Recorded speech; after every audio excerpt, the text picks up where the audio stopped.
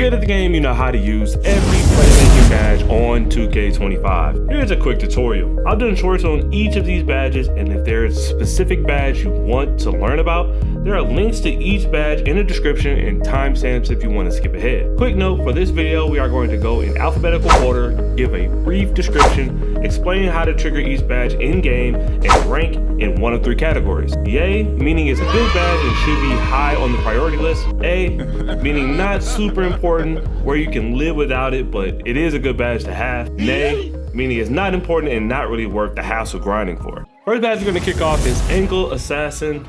Ankle Assassin increases the ability to break down the defender or cross them up. This badge works in complete RNG. It's not like 2K titles in the past where you can do a specific move and get ankle breaker animations pretty frequently. Even when you get takeover, that helps towards getting the defender to fall, but it's still wildly random. Tried to go on 2K Lab to see if there is a way to pull it off, and there aren't any tests on it this year, which means it's almost impossible to measure. Now, the best way to get this badge to trigger is by doing a snatchback. If you have this on Gold Plus, then by doing a snatchback, you raise your chances getting the on-ball defender to stumble. This is the only way that I get ankle breakers at a semi-consistent rate. For that reason, I'm going to drop this in the nade bucket. 2 RNG to depend on, and if you're a good ball handler, you can get open without it. Up next on the list is Bailout. Now, Bailout is passing out of a jump shot or layup, which yields fewer errant passes than normal. Additionally, helps passing out of double teams. This badge is exactly what the name means, which is mainly there for a last result. Now, we'll say it is most useful in 2-on-1 positions where you can go up for a seemingly attempt on a dunk,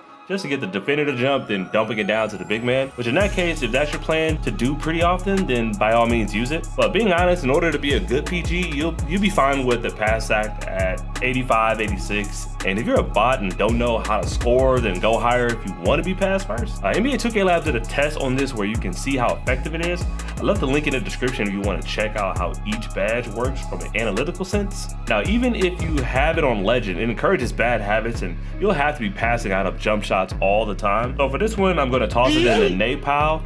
You're better than that. Don't put your pass act all the way up just to get this badge. Coming in third, we're gonna go with Break Starter. After grabbing a defensive board, deep outlet passes made up the court are more accurate. Passes must be made quickly following the defensive rebound. You can easily pull this off by holding X, A if you're on Xbox, or icon passing to the teammate down the court. Now, this badge and I go way back. I mean, way back.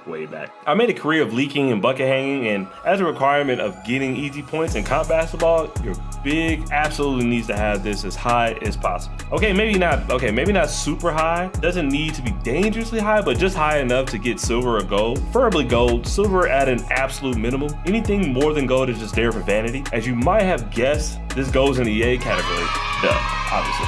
Do watch out for the random steal attempts from the big closest to you, because those tip passes do happen. Also, make sure you're dealing with guards that can route when running breaks. Yes, it is a thing. Coming in hot is Dimer. Now, with Dimer in the half court, passes by dimers to open shooters yield a shot percentage boost. Shot percentage boost. Very self-explanatory. With Dimer, your teammates get a shot boost. This is where friendships are tested. It's only so many times you can watch both your corners miss after dotting them with gold Dimer before screaming into a muted mic. Again, don't need a high pass accuracy to acquire it. 82 will get you to gold, 92 to get you in the Hall of Fame if you're a pass first guard, or on a team where you use the centers kind of run the show. Now, this badge has been in the game for ages. I gotta put it in the yay pile just because it's super necessary. Don't know what to say outside of that except for make sure your icon passing to your teammates. Come on, it's 2025 and the whole I thought it was going to be you, I thought it was going to you thing is getting out of control, so it's only going to make you look like a random, so be better. Next up, we have Handles for Days. Now, Handles for Days is a player that takes less of an energy hit when performing consecutive dribble moves, allowing them to chain together combos quicker and for longer periods of time. This is for all the dribble heads out there, the cook session savants, the happy-go-lucky handlers, the eyeball greens and Steezos of the world. Now, this badge isn't for vanity.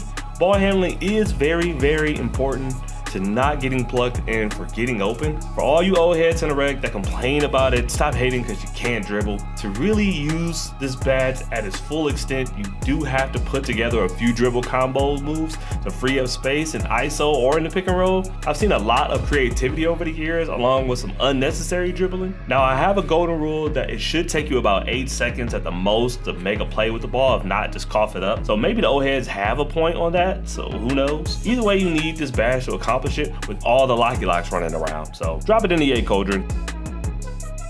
Rolling in order, we have Lightning Launch. Lightning Launch speeds up launches when attacking from the perimeter. Known as quick first steps in years past, definitely good at all positions to get a quick blow by. If you're really crafty, this badge works well with doing speed boosts and switching directions. Need to get this to a silver minimum, preferably gold, in order to be deadly, which requires an 86 speed with ball. Great for all you 300s and the slashers that like to get to the rim. Let's put this in the yay box. One of the key essentials for the best players and for the folks just figuring things out. Next is Strong Handle. Strong Handle reduces the likelihood of being bothered by defenders when dribbling. I don't really know about Strong Handle. I get questions on how to get it to trigger, and the best thing I can say is that it pops during spin dribbles and bullying your way to the basket. If you get a good finishing build with a high enough strength and ball handling is useful, kind of reminds me of Bully Badge from last year on how the animation works when stacking with physical finisher. I'd say if slashing is your playstyle and or you run a 5-out offense, then up your strength to go get it. If not, I wouldn't prioritize it. On that note, it's an A. It's not needed, but doesn't hurt to have. Up next is Unpluckable. With Unpluckable, defenders have a tougher time poking the ball free with their steal attempts. Come on, y'all.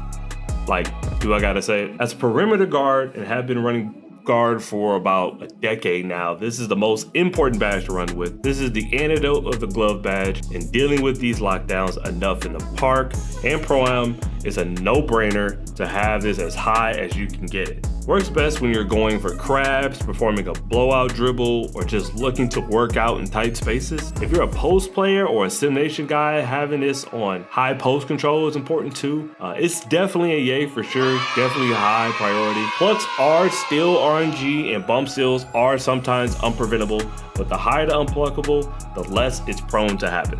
And up last, we have Versatile Visionary. Versatile Visionary improves a player's ability to thread and fit tight spaces, including alley-oops quickly and on time. Definitely one of those badges to have when you're just looking to have fun or rack up on XP points or clip farming. From the older games, it combines Flashy Passer, Needle Threader, and Alley-oop Passer into one combined badge. Also, it's something you can do naturally through just playing the game. You don't need to flashy pass or throw lobs to trigger it. Just passing it to a cutter or a slipping big man will do the trick. If you're new to the game, double tapping circle throws a flashy pass and double tapping triangle throws an alley-oop. But for you experienced guys, I think you'd all agree this is an A in terms of priority. Just have your pass accuracy at least 85 and 86 and you're golden. There you have it, every playmaking badge on NBA 2K25 and its importance in gameplay. If you miss anything, check the description for timestamps. Also got links to shorts which break down each of these badges into details. Check out NBA 2K Lab for the badge tests and analytics if you're nerdy like me. Got a link below for that as well. Like and subscribe if you haven't already, and I'll see you next time.